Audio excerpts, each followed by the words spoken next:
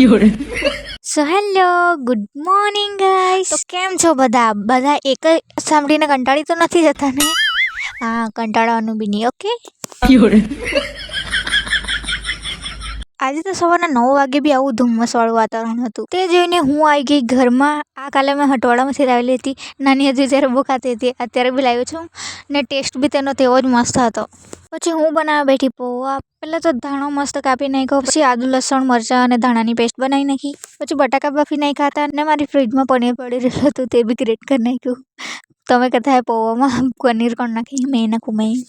પછી તે બધું મિક્સ કરી નાખ્યું અને બનાવી નાખ્યા પૌવા. પછી ખાઈને મેં નીકળી ગઈ દીદીના રૂમ પર જવા માટે. પછી અડધે મને યાદ આવ્યું કે મારું લીપ પોતી બાકી છે, સનસ્ક્રીન એવું, તો પાછી આવી. તે ચોપડીને હું જવા લાગી દીદીના રૂમ પર આવીને થોડી વાર બેઠી. પછી નીકળી ગઈ મેં મારા કામ પર. ત્યાં જઈને પછી મેં બોર્ડ પર લખ્યું તો એટલા મસ્ત અક્ષર આવે, જાણે મારા અક્ષર સુધારતા છે હવે ગાઈસ. પછી દીદી સાથે અમે નીકળ્યા જમવાનું લેવા માટે. આજનું વાતાવરણ જો એટલું મસ્ત દેખાય છે.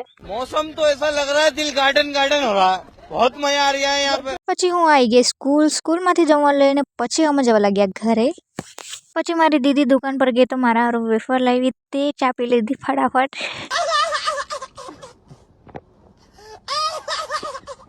પછી મેં દાળ ભાત નહીં ખાવાની હતી તો બી ખાઈ લીધી. અને પછી અમે આવ્યા ઘરે.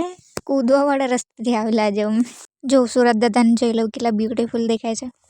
પછી હું આવી ગઈ હતી ઘરે આમ તેમ રખડીને પછી હું રેડી થઈ હોસ્પિટલ જવા માટે. હોસ્પિટલની ક્લિનિક જવા માટે. હા, મારા વાળમાં પેલું થયેલું હતું તે બતાવવા તો પડશે ને પાછું, એટલે.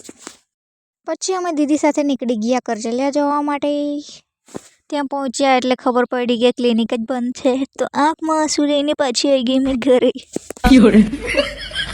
પછી વાસ્કોથી ઠંડુ લે એમ કરીને ઊભા રહ્યા અને લોઠા માટે બી કેન્ડી લઈ લીધી. જો મને ત્યાં આટલી ક્યુટ દેખાવાળી કેન્ડી મળી છે, ખબર નહીં હવે કેવી લાગે છે. એક મારા માટે બી લઈ જ આવી છું મેં. પછી ઘરે આવીને મેં પીધી લસ્સી અને પછી લોઠા લોકો આવ્યા એટલે અમે ખાવા બેઠા કેન્ડી. કેન્ડી એને કવર પરથી દેખાતી તો બહુ જ મસ્ત હતી, પણ નીકળી કેટલીક થઈ જો એક જ વારમાં પૂરી થઈ જાય એટલી. ટેસ્ટમાં બી કંઈ એટલી સારી નહીં હતી, તો બી પૈસા કરે છે એટલે ખાઈ લઈએ આપણે. પછી આજે બનાવવાના હતા અમે ઉબાડ્યું, એટલે કલર ઉખાડવા સારું આને બોલાવીશ અમે. મેં એક બી નહીં ઉખાડી, અને ઉખડાવી છે બધી.